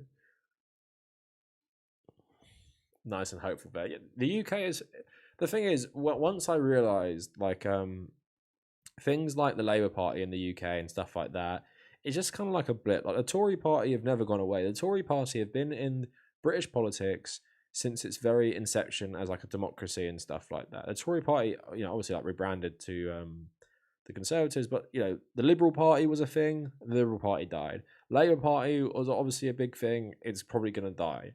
But the reason the Tories are always around is because the ruling elite of this country all go to the same fucking schools, which have existed for like 500 years plus, and they're all mates together. Like, all the deputy editors, political editors of the major newspapers are somehow associated with the current government, like ex-boyfriends, ex-girlfriends, married to someone who's in the Tory party, married to this and that, used to work with Boris Johnson, is best friends with his girlfriend and stuff like that. It's so incestuous, and it's just not going to change anytime soon. Keir Starmer, he's meant to be lead of the Labour Party. He was in the Crown prosecution. He didn't prosecute Crescenda Dick, who is now the head of the Met, when she ordered the killing of that Brazilian guy who they thought was a terrorist. He was deeply involved with like not prosecuting MI6 agents who tortured people in Egypt. That is the leader of the fucking opposition. Like, this country is totally fucked, and I literally do not give a shit about the UK anymore. I'm done with electoral politics. I'm never voting for the Labour Party. Just I'm not like voting for them. And some part of me will be happy to see them get what's coming to them at some point. But luckily for them, Boris Johnson's such a fuck up. They might actually win the election without even promising anything. But then at the end of the day, like with Joe Biden right now, Joe Biden is the president because Trump was so polarizing. Keir Starmer might become the prime minister because everyone fucking hates Boris Johnson, and maybe they'll hate the next Tory leader as well when Boris Johnson probably resigns soon. But at the same time, if Keir Starmer gets in, the first thing, he's not going to fucking do anything, just like Joe Biden. He's going to be the exact same, and then they'll blame all the problems on him. So then the Tories, like the Republicans, I'm betting, are going to win in a landslide. The Republicans, by the 2024 election, January 2025, the Republicans are going to control the House, the Senate, and the presidency, just like they did with Donald Trump. And the person who's going to be president is either going to be Donald Trump or is it Ron DeSantis or DeSantis? And the US is going to be in a far worse place than it was even during Trump's presidency, because they're going to have absolute power, and they're not going to have a clown in charge who can't get stuff done. They're going to have someone who's actually competent enough that he can get stuff passed, and maybe like whip the Republican Party into shape to pass his agenda. That's going to happen in the UK as well. Like, Keir Starmer will be in for 5 years. There'll be like all these scandals about him. Apparently, a journalist tweeted that he's been having an affair and shit like that. Obviously unconfirmed reports, but there'll be something. It'll be anything, even if it's concocted by the right wing media, and then we'll get a worse Tory party. So yeah, I don't give a shit. Like, I'm a massive doomer, you can see, but it's not like, it's not a doomer for doomer's sake. It's the people in charge of the opposition are just so spineless and feckless. Like Joe Biden, like how can you be a worse president than Obama? But the thing is, he makes Obama look like a good president. And the problem is with Joe Biden, every president needs to have a thing. Like, this is like basic electoral politics in the US. Every president has to have the policy, the thing. For Bill Clinton, it was like the economy. It was criminal justice reform, which ironically made the criminal justice system far more racist. For Donald Trump, it was tax cuts for the rich. For Obama, it was healthcare. Reagan had so much fucking shit. Like, he wasn't like a one thing, but like, for Nixon, he campaigned on like ending the war in Vietnam, and then that's what he did. presidents have to have a thing. It doesn't matter right or left. You have to have a thing you want to do. Like I forgot what George Bush is, but obviously George Bush Senior, lot of war, Kuwait, Panama. George Bush Junior, the war on terror. Not that he really campaigned on that, of course, because it didn't happen before he was president. But like, you got to have a thing. Joe Biden has given up on his fucking agenda, which wouldn't have solved basically any of the problems of the US anyway, just because people in his own party have turned against him. And you're telling, this is the thing I don't understand. This is why it's all theatre and it doesn't fucking matter. If you guys will know, you know, these people who are opposing Joe Biden, a lot of their campaigns, re-election campaigns, are funded by the DNC itself and are funded by the Democratic Party. And Joe Biden can get these people in a room and be like, if you do not like, Lyndon Johnson used to bully the absolute fuck out of people to make them do what he wanted, right? Why can't Joe Biden do that? Lyndon Johnson was like an absolute like animal at making people do what he wanted because he had the experience of being in Congress. Joe Biden has like a massive career in the Senate. You tell me he can't go into a room with these people and threaten the fuck out of their career. He can do that. He doesn't want to do that. The thing is, someone like Joe Biden, which should have been obvious to anyone, as a career politician who's held basically every fucking position in politics, powerful position, he wanted to become president to be president. That is the only reason. Bernie Sanders, I don't even think wanted to be president, but he wanted to be president to actually change things, right? Jeremy Corbyn didn't want to become prime minister because he had coveted being the leader of the UK. He wanted to do this so he could change things. That's the difference to people like Keir Starmer, Joe Biden. Joe Biden wanted to become president just to say before he died, I was the president. You know, I wanted to be president when I did the you know, I ran for president 2 other times. Now it's my time. And thankfully, because the DNC was so fucking scared and the Democratic establishment was so scared of Bernie Sanders, Obama bringing up everyone to drop out of the race and back Joe Biden. And that's what fucking happened. And now we're seeing the consequences where the only thing he even wanted to do, he's not doing. And then the Democrats are going to lose the midterms. And then they're not going to be able to achieve fuck all. So, it's all just theatre at this point. Like, you know, most of you guys are probably leftist anti-capitalists like me. You know, the people pulling the strings are not like, you know, these people's voters. It's just the donors, and it's just these people doing stuff. And the thing is with Joe Biden, what's so frustrating is he's so old. Like, I don't expect him to live another decade. Don't you think, like, maybe you'd be like, you know, let me be the president who's remembered for something. Let me legalize like federally marijuana. And everyone, you know, people will love me for that. Like when I'm gone, people will be like, well, Joe Biden was the president who legalized marijuana. Joe Biden was a president that pulled us out of Afghanistan, did all these things. Now, literally, pulling out of Afghanistan is the only good thing he's done, and no one gives a shit anymore. Smith Black, thanks so much for the $5. The problem with American society now is that our leaders act like they have no power and they have all the power. Yeah, exactly. Joe Biden, Senate, Congress, you got it all. Obama, Senate, Congress, he had that as well. Don't fucking do anything with it. The only reason Trump didn't do more is because he's just too polarizing even for his own party and didn't go far enough for people.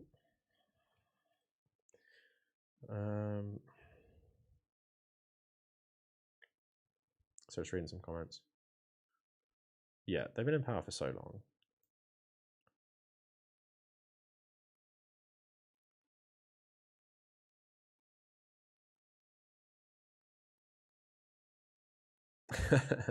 Yeah, Tahaka, I agree with you about the British Museum. Give Biden another 3 decades and he still won't do anything. Yeah, Julian, yeah, I totally agree. Yeah, the GOP will lead. Red Leader, that's not actually a bad guess, actually. The GOP will legalize weed and get all their party in on it so they can all invest in weed stocks or start like start weed companies. Yeah.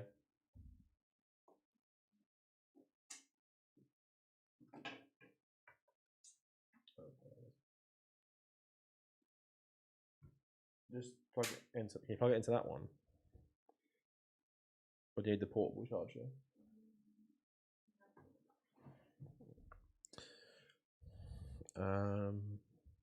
That's why I always vote for the Green Party. 2-party systems are useless and Labour refuses to grow spine in Australia. Oh, you're lucky though, Green. I hope the Green Party takes off a bit more around Europe. They're only big in Germany at the moment, I think. Yeah, Red Leader. That's fucking funny. What Johnson used to do.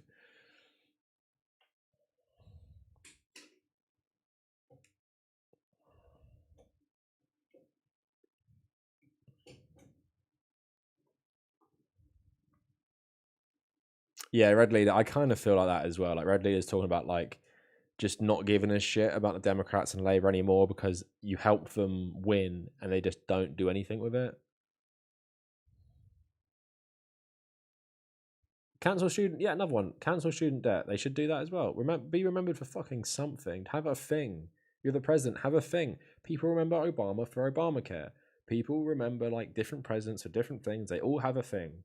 Like Lyndon Johnson, if you take away Vietnam, he's remembered for civil rights and he's remembered for like his war on poverty and like all these social programs. FDR, even if you take away World War II, he's remembered for the New Deal and stuff. Like most presidents are remembered for a thing because you have a thing. Like you get elected with a thing normally. Even Joe Biden didn't present like a proper vision for the country. And like, who's gonna be the next? Who's gonna be the next fucking president if even the Democrats like win or like someone else runs? What, like Kamala Harris, Pete Buttigieg, all these fucking people. Very annoying.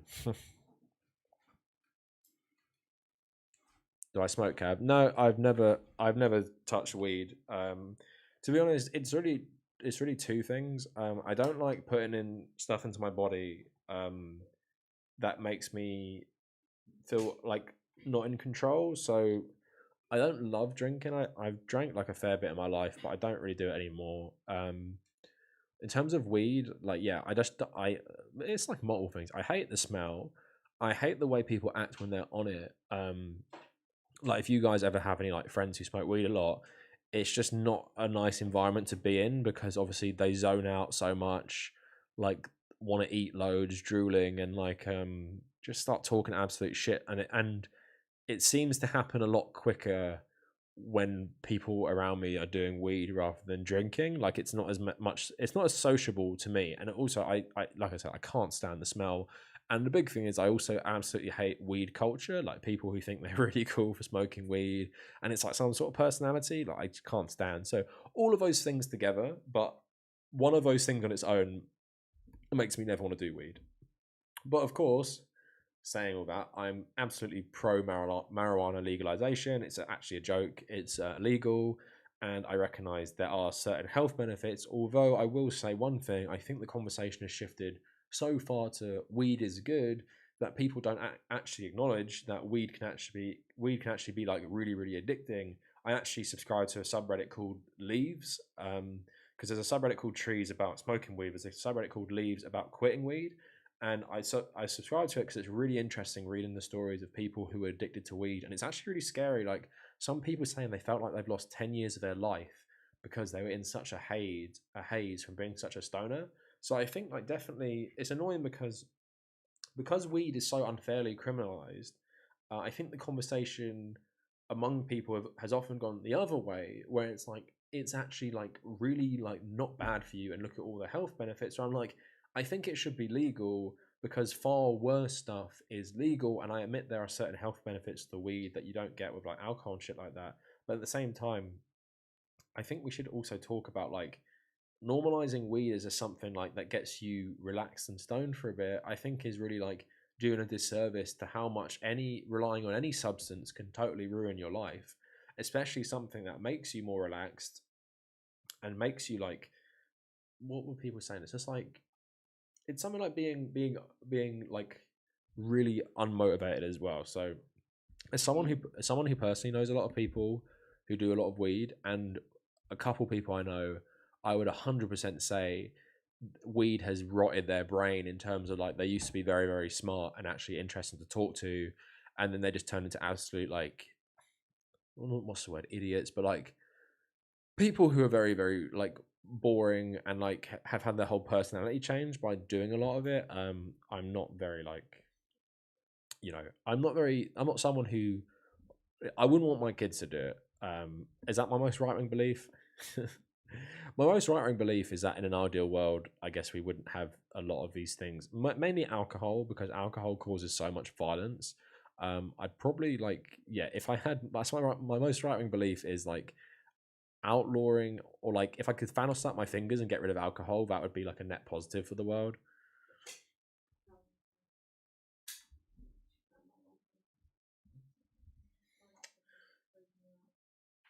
One sec, everyone.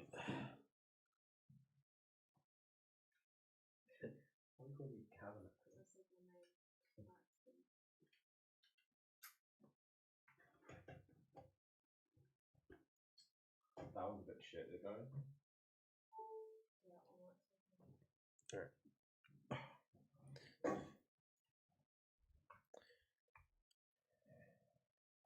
All right, just take these comments quick. Sanji boy, hope you feel a lot better. Thank you a lot for the $2. Have any symptoms?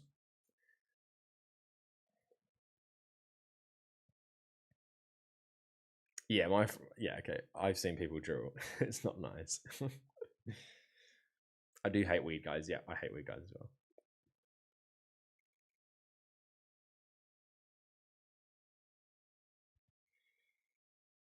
Yeah, Lukey boy, and people in the chat. I'm not shaming anyone for doing marijuana. I'm just talking about my own personal experience with people I know who do it.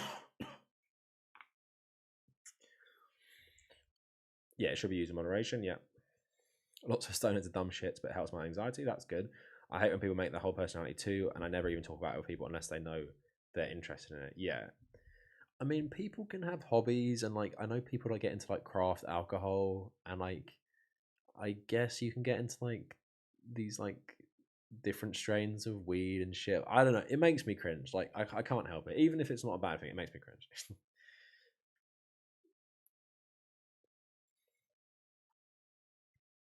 Yeah.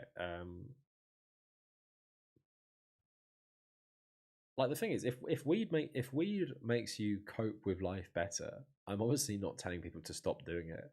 If it helped, like many people use it to help get to sleep, or with like chronic pain or anxiety and shit like that. Like I'm totally for people doing that. I mean, it's just I guess it's like a very I wouldn't even say it's a war on drugs brainwashing thing because I'm not against legalizing it at all, and I think it should be normalized. It's mainly just like the culture, smell, and my personal anecdotal experience of people I know taking it puts me off ever wanting to do it or wanting. Like, I wouldn't go. To be honest, this is like so shallow. I wouldn't date someone who smokes weed, probably. But not because I think I wouldn't date someone who smokes weed because of the smell. To be honest, it's like I wouldn't really date someone who's a big smoker. That seems really shallow, but like I think it is quite important if someone's like a big stoner or smoker. Even if someone's a massive drinker as well, like if you always smell a fucking beer or some like alcohol, then I probably wouldn't date you either.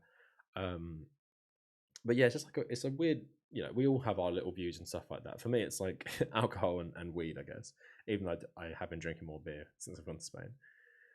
Psychosis. I have a master's degree in my whole life. Yeah, I'm sure some of the most smart people in the world do it.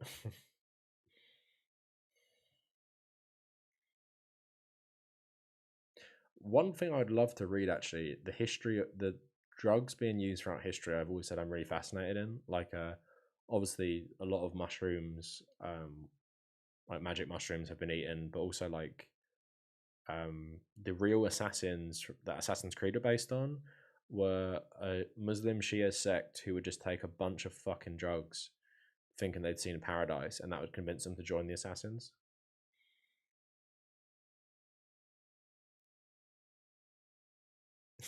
Yeah, Jack. Maybe if it wasn't like an underground thing, I agree. Yeah, that sounds good, Lukey. Lukey, Boo. I'm happy you have a better relationship with it now. A beer to drink, right?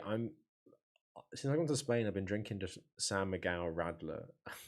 I'm really not a fan of beer normally. See you later, David. Thanks for joining. Yeah, the earlier live stream, I've definitely seen some different people in here. So nice to have you here. Yeah, Jack. I think people do use it for that reason. Kavernacle cancels weed. Yeah, exactly. Bad mouse. I've used weed for 10 years, and I swear all it does is increase anxiety and make me hungry. Yeah, so there's some personal testimony of why it might be bad for people.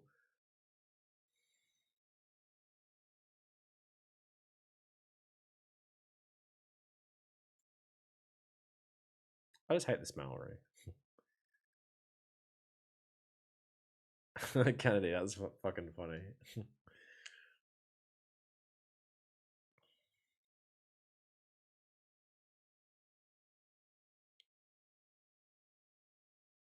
Yeah, anxiety. I would really hate to just. I'd really hate to take something and get massive anxiety. It's like drinking 6 coffees or some shit. Yeah, people who are high every time. Yeah, people who are high all the time and stink of it. Oh my god, I hate it so bad. Like it just puts me in a bad mood because I just it to me it smells like those leek sausages. That's what it always reminds me of.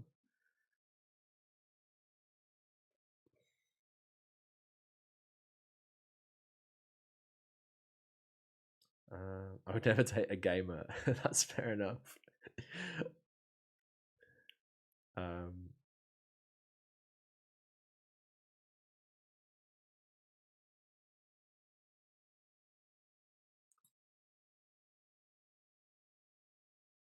yeah, the only thing I really take regularly is I drink coffee, but not a lot. Like 1 cup a day, and it's normally like mixed with hot chocolate powder. Um, I'd say chocolate is my one vice, or like I need it every day.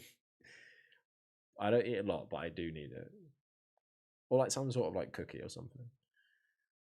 Less ragging on weed and more Chris Pratt slander. I can do both. Walk and chew gum. Kavernacle, who would even date you anyway? Well, yeah, I've only been in a relationship for 9 and a bit years.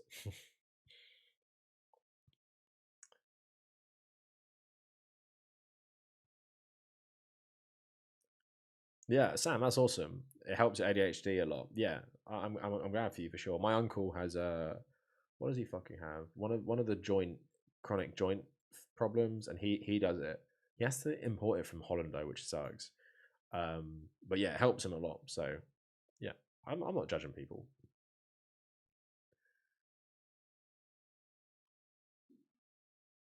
Kennedy, I do like the smell of cigarettes to an extent because I grew up around it. So I do feel you there.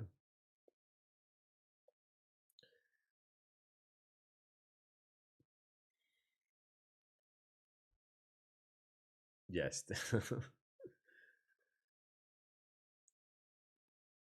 A chocolate tier video list. I mean, yeah. Chocolate orange would be the top every time.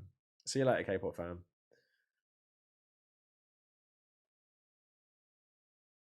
Yeah, that's good, Lukey Boo. I'm happy it helps you with those things. Weed is good for my epilepsy. I'm happy. Yeah, I'm happy everyone uses it for like it's obviously like medicine, isn't it? Like in America, the fucking ridiculous thing is they'll hand out painkillers for fucking anything, get you hooked on something with like heroin, strength, but they won't let you in some states have weed and stick you in prison. Yeah, Kennedy. It reminds me of It always reminds me of Spain, uh, because it's just like so common here. Yeah, coffee or wine, weed, chocolate. I mean, probably better than smoking it.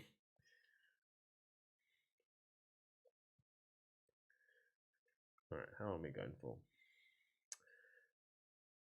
Do I have any bad kinks? I mean, I'm pretty vanilla in that regard. But if I did have bad kinks, I probably wouldn't be sharing it on stream. Yeah, yeah, Sam, exactly. Yeah, take Xanax or Oxy. Don't smoke weed in America. Just take something that will fucking could ruin your life, and it has killed like 600,000 Americans in like 22 years. So yeah, Lukey Boo is saying it exactly. Yeah, the Oxycontin shit is so fucking wild, man. Cav has a kink for cancelling celebrities. Yeah, Jack, my kink is making criticism videos on Mr. Beast and Moist Critical.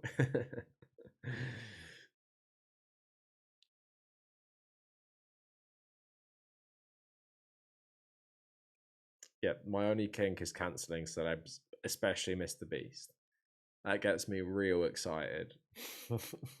Thinking about ruining his career gets me right on key. Kennedy, you probably got this as well on your Twitch stream, but the amount of shit people comment even about me is very bizarre. Like it's like I'm a guy, so obviously I've never got it as much as women, and I actually personally I don't really give a shit, but like lots of comments about my appearance that are very very weird. Like one of the weirdest ones. I'll see if you guys can see it.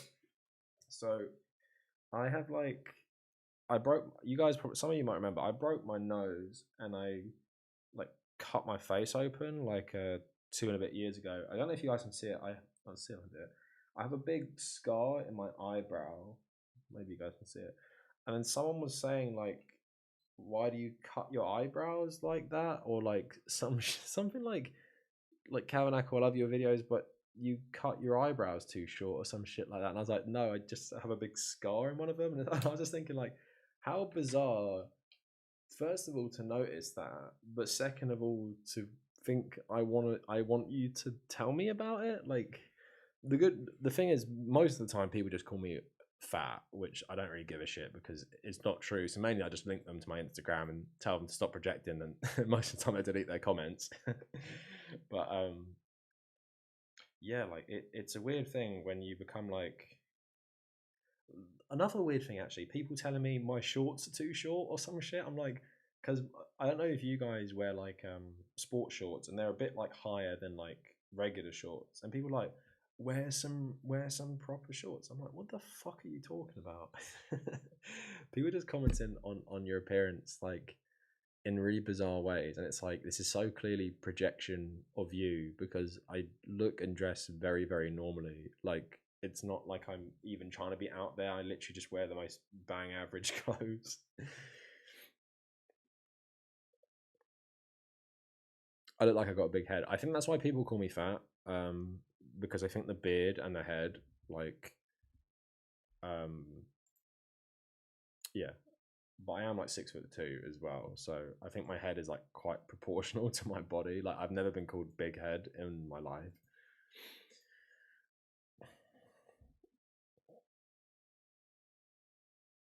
No one tell about the Kavernacle's eyebrows subreddit.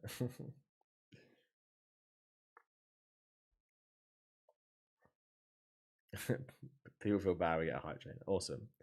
Kennedy, what does a hype train actually do? Because I do see them when I'm watching Twitch streams, but I don't really understand what's happening. Is it like you get money or some shit? Trolling kink, yeah.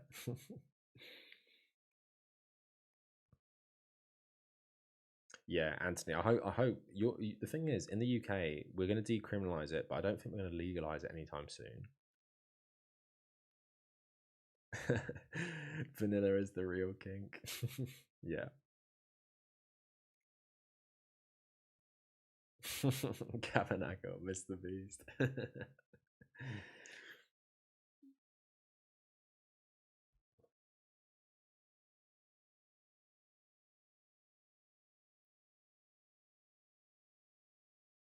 We should never comment on people's bodies. I mean, giving people compliments about their appearance is nice. Like you like their haircut, or you've been working out, you look like you're in good shape, or like you look really nice. I think what gets like obviously women get this way worse. I don't really give a shit because um, probably the most compliments I get is from gay men um, writing some comments like about me being like a bear or some shit. Like that's probably the most common thing I get, and I really don't really give a shit. Or sometimes people commented on my appearance sometimes in a nice way, but like quite a detailed way. Um, but women obviously get the sexualized comments a lot more. Like it's one thing telling a girl or a woman that they look nice, which is like quite a like I'd say like fairly innocent comment, but then men always take it so far and get really really specific about what they personally like about a woman. Yeah, men get it sometimes, but it's mostly a woman thing. And yeah, people just don't have any like some people just don't have much self-awareness. Some people just being like obviously creeps as well. But I would say if you haven't got much nice to say about someone's appearance, I just wouldn't really say it.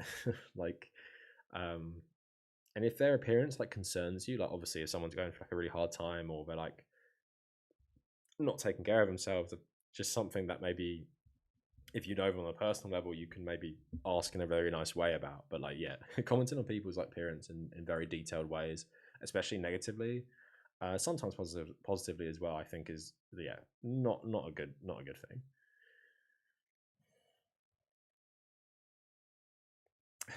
Yeah, Jack, it's the same with me. Like I'm tall. I'm not like Hassan tall. Like I said, 6'2", but people were saying in my Instagram post like, oh, the Kavernacle has legs, because I'm obviously always just like in a small frame.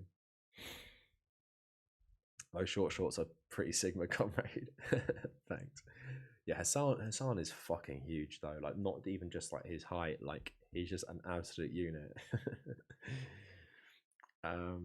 Jade, thanks so much. I appreciate you liking my stuff. Hopefully you stick around. Yeah, LFJ, I always wear shorter shorts. Long shorts just look.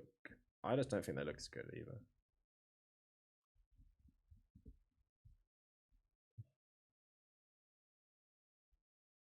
Yeah, Kavernacle hot tub stream. Oh, okay, Kennedy, that's cool. I never really understood what they were.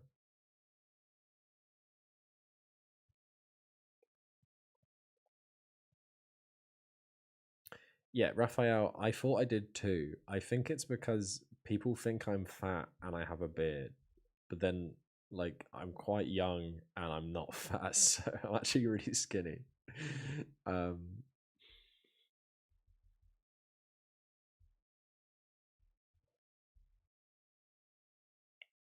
Yeah, Jack, for sure. Like, yeah, people give me nice compliments. I'm all for it. But like, people do get very creepy.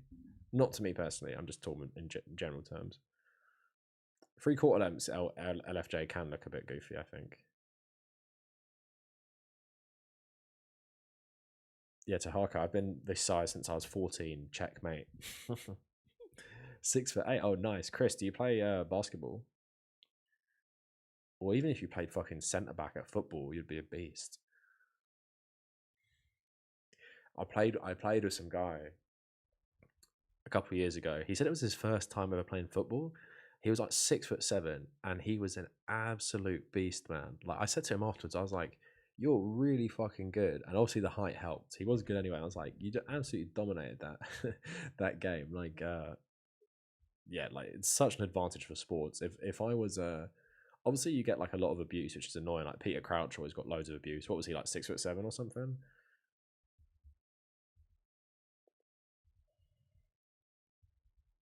Yeah, like Jack Lucas or their boxers maybe.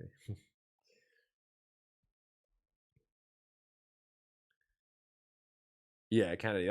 That's yeah, true. Obviously, like obviously everyone judges that shit. Like I'm guilty of judging sometimes as well. Like I'm trying to be better at it. But I would never fucking comment something negative about someone's body, like, oh, like you're looking a bit larger or some shit like that. Like, or you're, I don't know, you look like shit today or something. Like I'd never do that. It's cool to having like empathy, even like a tiny bit.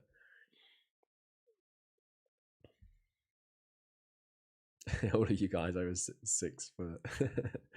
Yeah, me and Chris.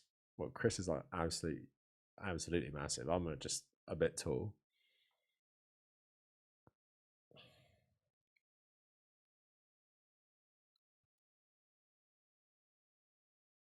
Yeah, Jack.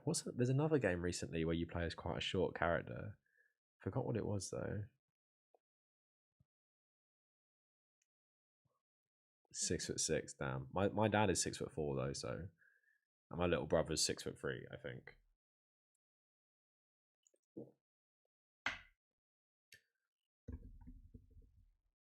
Yeah, Chris, I think your size gives. I don't know how old you are, but like your size gives you such an. You would give you such an advantage, especially for basketball, obviously, but even for football. Every boy played football because my father played it with his co-workers, and actually their sons would watch their dads play.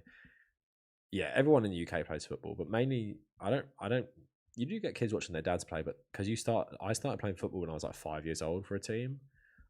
My dad was already like 40 something, so yeah, I think his playing days behind him. I had played football with him a couple times actually. Yeah, Kennedy, totally agree. How's Spain? Yeah, really good, Antonio. Thanks for asking. Really nice weather, but just grinding as usual. Okay, I think I'll leave it there, guys. Thanks so much for the fun stream. Went a bit longer than I expected to. Really enjoyed the chat. Tomorrow, I'm not sure what the video is going to be about. I'm probably just going to lie on my bed and flick through some ideas before I make it tomorrow. Next stream will be on Tuesday. Subscribe to Kavernacle Extra. I'll try and upload the archives of both these streams on that channel. Again, if you are one of the people who normally tunes into the stream late, because I normally do them a lot later, apologies for the new time difference. Just the way it's got to be for now. Still doing it because I like interacting with all you guys, but yeah, I know a lot of people prefer the late streams because most of you guys are American, but yeah, maybe we'll start some Sunday streams and we'll see how it goes. But anyway, thanks so much, guys, and stay tuned for the video tomorrow. Check out the other two videos if you haven't watched them this week, and yeah, see you next Tuesday if you're just here for the streams. And yeah, you can, if you ever have to message me about something, Instagram and Reddit are probably the best places. DMs on Twitter are turned off.